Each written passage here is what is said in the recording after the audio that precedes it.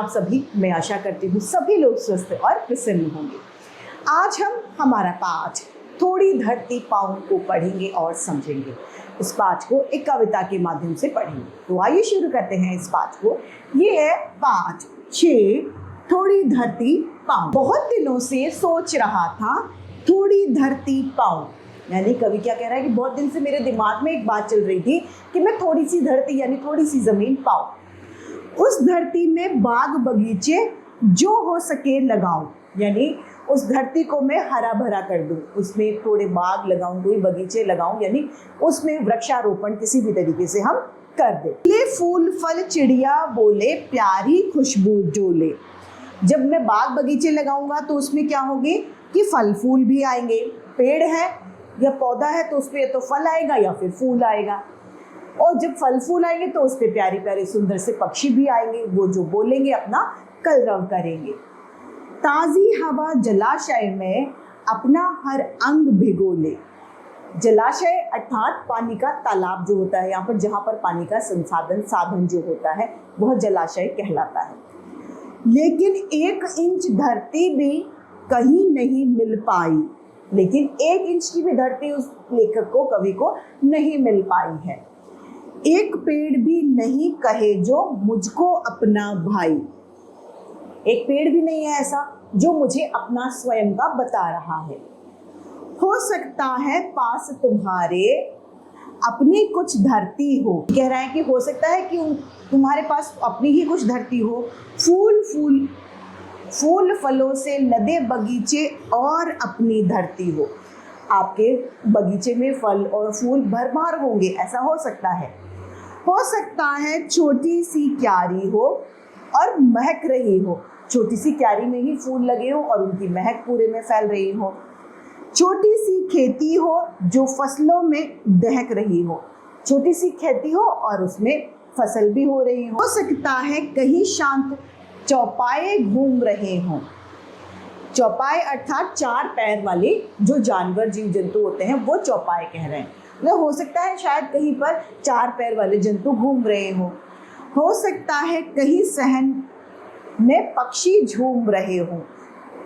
पक्षी यानी सहन यानी बरामदा जिसे कह सकते हैं, या खुली जगह घर में जिसे आंगन कहा जा सकता है, वो आंगन। तो विनती है यही कभी मत उस दुनिया को खोना, यानी कवि कह रहा है जब आपके पास ऐसी दुनिया है तो आप उसे गलती से भी उस दुनिया को मत खोना, क्योंकि वह स्वर्ग तुल्य है, यानी स्वर्ग के बराबर वह दुनिया है।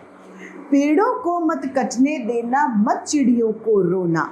आप जो आपके पास पेड़ हैं उन पेड़ों को कभी मत काटने देना। वैसे भी पेड़ों को अनावश्यक रूप से नहीं काटना चाहिए, क्योंकि वो हमें प्राणवायु यानी ऑक्सीजन देते हैं। हम अपने स्वार्थ में आकर पेड़ों को काट देते हैं। तो कवि कह रहा है कि आपके पास जो पेड़ मौजूद हैं आप उन्हें गलती से भी मत खोना, गलती से भी मत काटने देना, और उन पर जो चिड़िया बैठी हुई है उन्हें आप रोने मत देना। एक एक पत्ती पर हम सबके सपने सोते हैं। जो पेड़ के जो डालियों पर पत्ते आते हैं उन सब पत्तों पर हमारे सपने सोते हैं, क्योंकि क्या मिलता है हमें वहां से? प्राणवायु, ऑक्सीजन। शाखें कटने पर भोले शिशु सा वो रोता है। अब शाखें यानी डालियां, यानी लताएं जो उसकी हैं, डालियां जो हैं वो कट जाती हैं, तो वो जैसे छोटे बच्चे रोते हैं उसी तरीके से हमारे वृक्ष यानी पेड़ भी रोते हैं। पेड़ों के संग बढ़ना सीखो, पेड़ों के संग खिलना। पेड़ों के साथ में बढ़ना सीखो। जिस तरीके से पेड़ अपनी वृद्धि करते हैं हमें भी उसकी जैसे वृद्धि करनी चाहिए, परोपकार अपने मन में लाना चाहिए, लेकिन ऐसा नहीं कि हम अपनी ज़रूरत के हिसाब से पेड़ को काट दें। पेड़ों के संग संग इतराना, पेड़ों के संग हिलना। पेड़ जैसे शरारतें करते हैं उस तरीके से हमें भी पेड़ों के संग शरारत करनी चाहिए। बच्चों और पेड़ दुनिया को हरा भरा रखते हैं। बच्चे क्या करते हैं? जैसे बच्चे अपने कुल का नाम रोशन करते हैं, कुल का वंश आगे चलाते हैं, अपना वंश आगे चलाते हैं, उसी तरीके से पेड़ भी हैं। यदि पेड़ है तो हम हैं, और पेड़ नहीं है तो हम भी नहीं है। इसीलिए हमें पेड़ों से, प्रकृति से प्यार करना चाहिए। नहीं समझते जो दुष्कर्मों का वे फल चखते हैं। जो इस बात को नहीं मानते कि पेड़ हमारे लिए कितने उपयोगी हैं, वो दुष्कर्म यानी अपने बुरे कर्मों का फल वो भोगते हैं। आज सभ्यता वहशी बन पेड़ों को काट रही है। वहशी यानी दानव, या फिर तो आज जो सभ्यता है वो जंगली सभ्यता बन चुकी है और वो इस वजह से पेड़ों को काट रही है। जहर फेफड़ों में भर हम सबको बांट रही है, क्योंकि अब पेड़ नहीं है तो वायु को शुद्ध करने का काम कौन करेगा। जब वायु शुद्ध नहीं है तो हमारे अंदर ऑक्सीजन जब जाती है तो उस ऑक्सीजन के माध्यम से विषैली गैस भी जाती है, तो वो क्या हो रहा है कि हमारे फेफड़ों में जहर भर रही है। अतः हमें क्या समझना चाहिए, पेड़ों की वैल्यू, उनके महत्व को समझना चाहिए। इस सुंदर सी कविता के रचयिता हैं सर्वेश्वर दयाल सक्सेना। आइए इस कविता को फिर से एक बार दोहरा लेते। बहुत दिनों से सोच रहा था थोड़ी धरती पाऊं, उस धरती में बाग बगीचे जो हो सके लगाऊं। पलब चिड़िया बोले प्यारी खुशबू डोले, ताज़ी हवा जलाशय में अपना हर अंग भिगोले। लेकिन 1 इंच धरती भी कहीं नहीं मिल पाई, एक पेड़ भी नहीं कहे जो मुझको अपना भाई।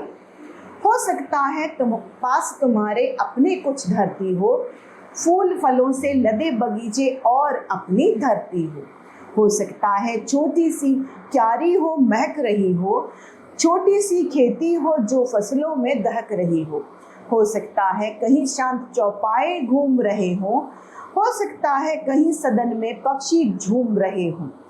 तो विनती है यही, कभी मत उस दुनिया को खोना, पेड़ों को मत कटने देना, मत चिड़ियों को रो। एक एक पत्ती पर हम सबके सपने सोते हैं, शाखें कटने पर वे भोले शिशु सा रोते हैं।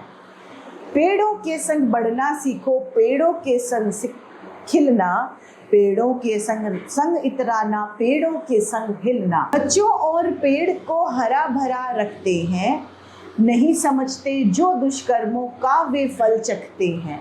आज सभ्यता वहशी वन पेड़ों को काट रही है, जहर फेफड़ों में भर सबको बांट रही है। तो इसी के साथ ये सुंदर सा पाठ समाप्त होता है और उम्मीद करती हूँ सभी को समझ में आया होगा। आज के लिए इतना ही, फिर मिलते हैं। धन्यवाद।